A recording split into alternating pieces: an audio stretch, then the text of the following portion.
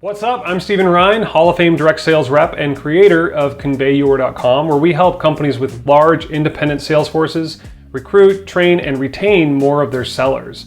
And in this episode, I'm going to show you how to rock text message support using a framework that we've developed with some of the biggest direct sales companies here in the US and abroad, where they're managing 10, 20, 30,000 reps in a selling season. Be sure to stay to the end of the video. We're going to share with you an exclusive, no, it's not really exclusive, but it's a cool little tool called the Perfect Field Support Transformer that's going to help you take what we talk about in the video and transform your reactive, kind of jumbled together support activities and turn it into something that's going to make the selling season feel more like a vacation, and it's going to turn your blocked reps into happy selling busy bees. Okay, so stay tuned.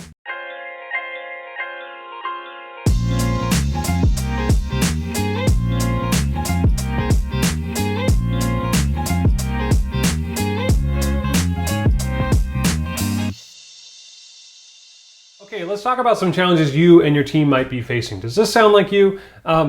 Leading up to your selling season, that ramp up, does it feel at all like you're running a festival, like you're an event manager? You know what I'm talking about when you go to an event and there's the person like running to the back of the room and they've got a couple, swag t-shirts in their hand, and then maybe a couple people are waiting there at the little tilt-up desk, and then they're on the phone at the same time. And there's like all this stuff to do in this very, very short period of time. It's all very untenable, the level of work, but it has to get done because of the shortness of the event. This is the unique situation that direct sales is in when they run a selling season. You've got all these reps that are brand new that don't know where to take their questions to. They also are fearful of asking questions that might make them look stupid. So sometimes they don't even ask the questions and then they bail. You've also got reps getting inconsistent messages where they ask one person one thing and they get a different answer for the same questions from somebody else. You've also got a burden put on your team leaders that should be really motivating and influencing reps to sell more, are spending time answering questions that are probably already answered if they just took that question and brought it to field support, right? So that's all reactive work that you have to do to get over the hump of onboarding all these reps for the summer, or selling season.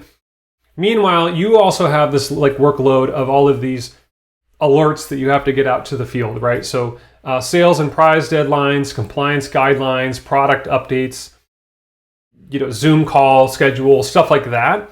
And then the leftover time you have left is when you can really spend time driving sales through good, efficient communication through, say, a text messaging channel. So really the challenge that you're faced with is this very short period of time where a lot of reps are coming on, where they're asking a ton of questions, and it's how do we manage that chaos and make it better? Well, let's contrast some of the challenges here with some amazing opportunities. Okay, so I'm gonna ask them in the form of a question to kind of visualize, or you visualize and paint a bigger and brighter future around this topic, okay? So what would your team's focus feel like if none of their phones were getting blown up as a result of reps just, sending them questions all the time? What would it feel like to invest way more time in motivating and influencing reps rather than just answering logistical questions all the time? And what would it feel like to have no reps bail as a result of not knowing the next step, right? They always feel like they can, get the answer to their question.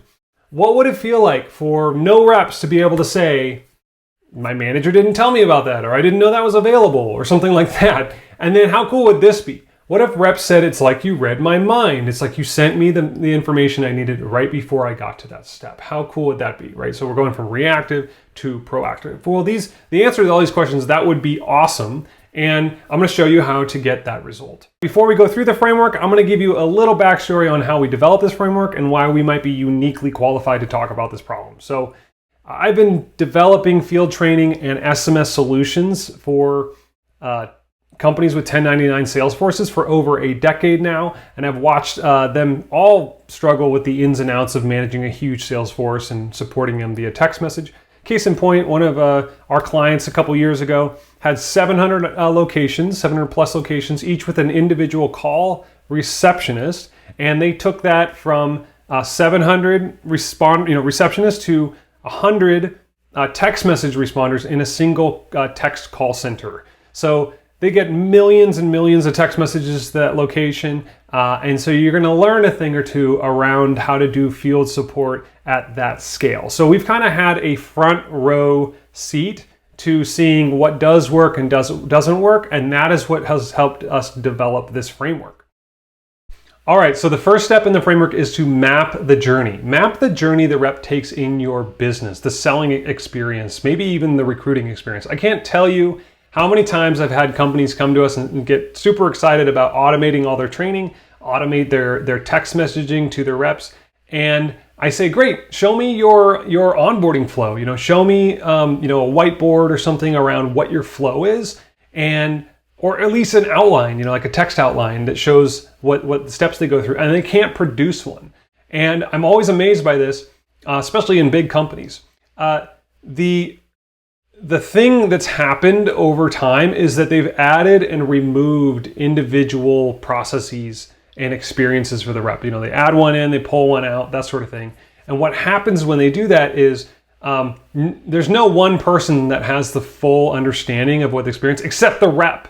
The rep is the one actually experiencing it, and it's sometimes disjointed, okay?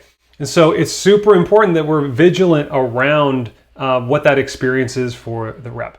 So I use a tool called Whimsical to help clients with this type of stuff, and it's like, I think it's free. At the time we were recording, I think it was free. It's super easy to use. It's not really daunting and overly complex like some of these other tools I've used. I mean, you literally just grab this thing out and you drag it, and then you can add other items on it. It's super easy.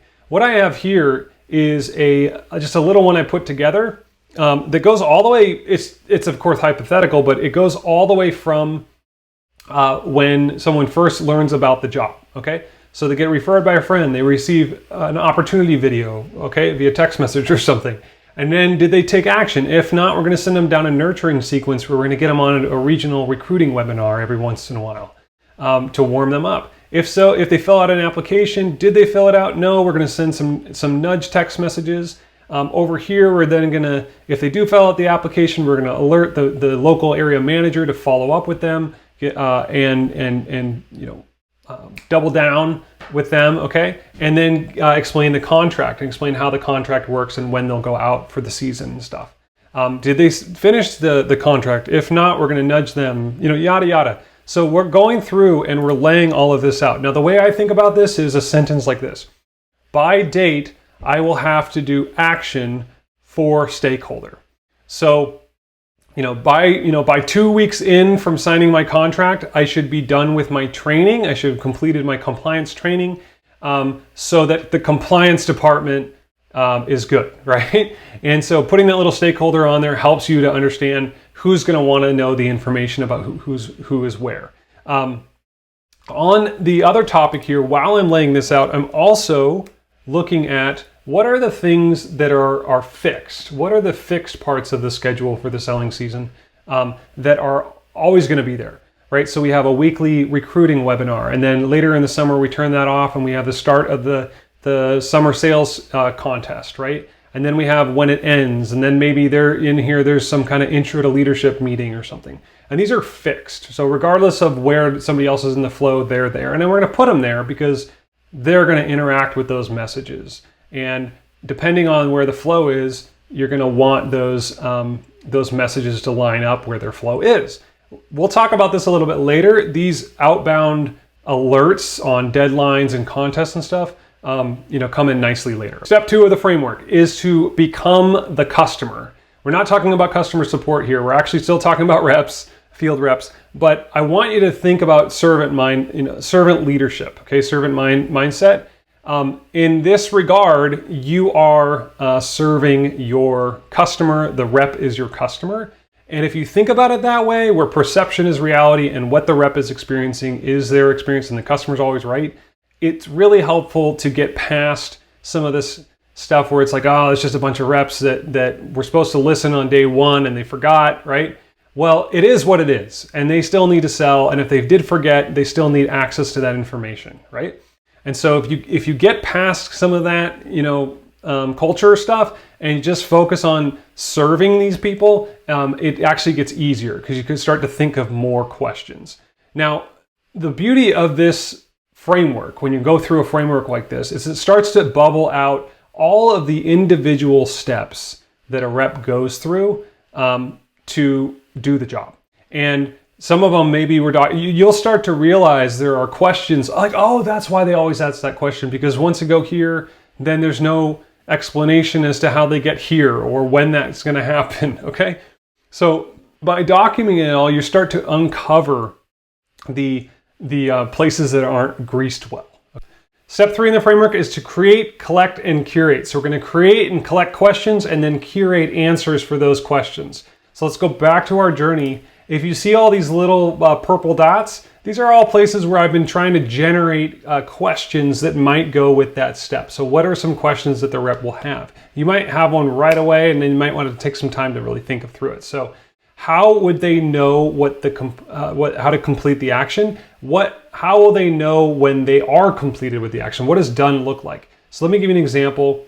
They receive an opportunity video. So let's click on that. Is this a legit position? Is this commission only? Is this door to door? What does the average rep make in a summer? And so you can be many questions that you want to address in that opportunity video, right? Let's send the onboarding questionnaire. When do I have the questionnaire? When do I have to have the questionnaire completed? How long do I have to complete it? Who is going to see this? I don't want to share stuff I don't, want other people to see, or there's certain people I don't want to see. What is the next step after I finish this application? Do I need to do anything after I hit send, or do I just wait? Right? So these are all things that generate questions that go to probably their friend or the next person up. Okay, so start generating, creating those questions. Make a big list, and I like to attribute them to a specific point in your journey because it's tying it to a real world spot in the journey. Okay, now collect all of these and send them to your sales leaders, to your team leaders, and to your support people, and say, what other questions did you have when you were a rep, right? Or what other questions came up with some of the people on your team? And when they see a list that's already created, it's going to be easier for them to be like, oh yeah, this too, okay? And maybe you have a shared doc where they write those out. So there, you've created and you've collected a lot of questions. And the next step is to curate answers. So I recommend categorizing all of them first. So take all of your questions that you created and collected and categorize them into topics, okay? Around specific things like contracting or signing the application or whatever. And then have two forms of an answer. So you have a TLDR answer, which is a quick response like, yes, you can do that, right? Or it takes 2 days or whatever. And then have a longer answer if you need. And that longer answer would be in the form of a resource, like a ConveYour lesson or a training PDF or some training resource you have in your training platform. All right, so then you have it all. You have all the questions, you have all of the answers ready to go, and you have them categorized. And then the next step is to take that and put it into a platform that's going to allow you to have your field staff, your support, responders, use those really, really efficiently. So when a rep sends in a text message asking a question, they just open up the saved replies, they search really quick, see it, hit enter, and voila, the rep has the answer.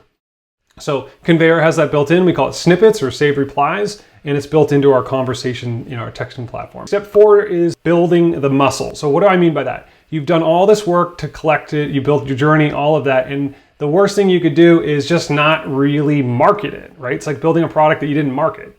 You gotta market and communicate that this is available now, and this is the bee's knees, this is the best way to get an answer from the bottom of the field up.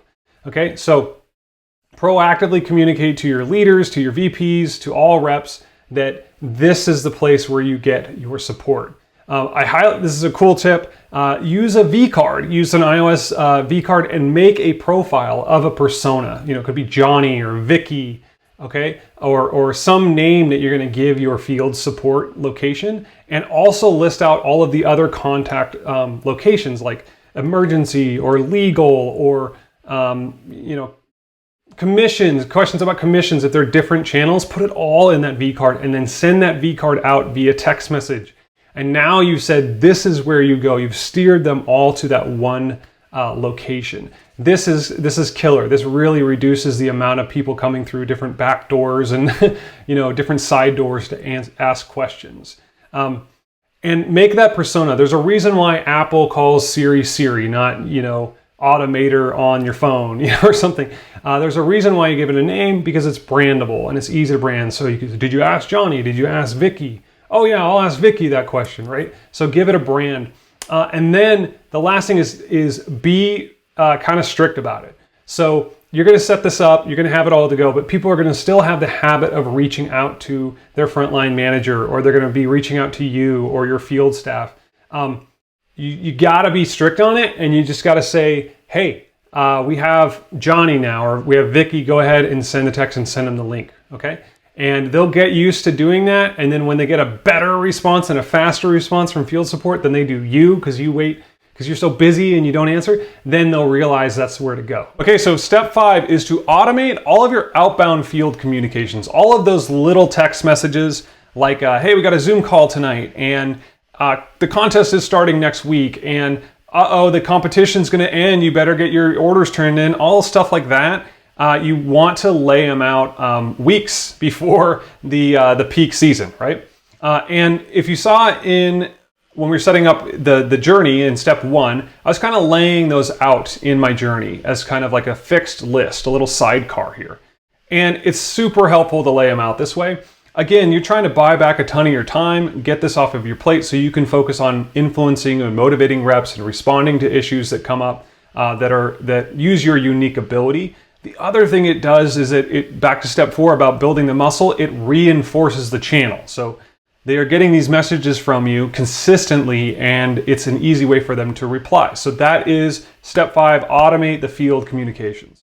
All right, step 6 is a bonus step, and that is to automate your messaging like a marketer. Why am I talking about marketing? I'm going to talk about this concept until the cows come home, but in the direct sales space, as a trainer, as a sales manager, you are in the sales role. You're in a marketer role. You are driving belief, you are driving new behaviors with a large group of people, okay? And so you have an opportunity to be creative around messaging, to make personalized messages that are contextual, that are timely, and you can send text messages using automation that could have a big impact on a rep. So example, congrats on hitting X in sales for the week.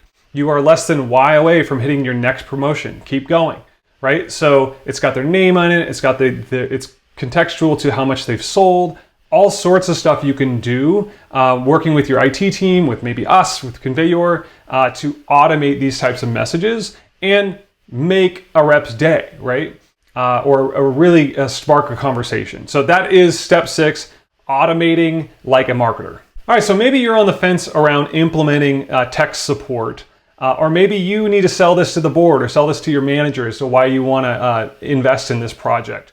Couple statistics. The one that most people know about is that 90% of text messages get read within 3 minutes of receiving the text.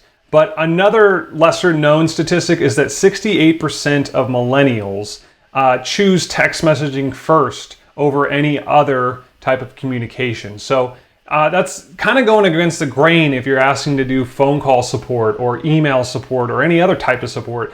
Texting is what they want. In review, here are the 6 steps to perfect text message field support. Number 1, map the journey. Number 2, become the customer. Number 3, create, collect, and curate. Number 4, build that muscle. Number 5, automate all your field communications. And number 6, the bonus step, automate like a marketer. As I mentioned at the start of the video, I want to share with you our Perfect Field Support Transformer. It's a resource that's going to provide you structure and samples so you can build your perfect field support strategy. So click on the link in the comments below and get your copy.